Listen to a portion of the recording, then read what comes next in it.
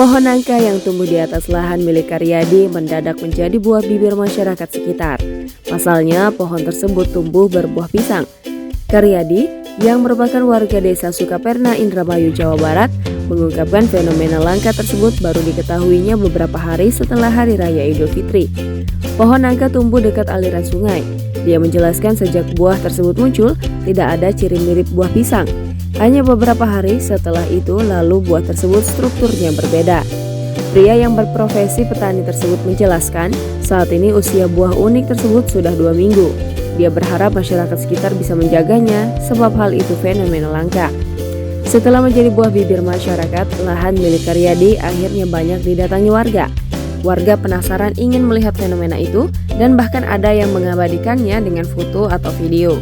Ketua RT 13 Desa Sukaperna, Dasman, bahkan baru melihat langsung setelah dirinya penasaran mendatangi lokasi itu. Dirinya mengimbau kepada warga agar tidak merusak buah unik itu. Pohon dengan tinggi kurang lebih 8 meter itu, buahnya yang mirip pisang hanya satu. Muncul di paling bawah, di atas tanah kurang lebih 1 meter. Jangan lupa subscribe, share, komen, dan like ya.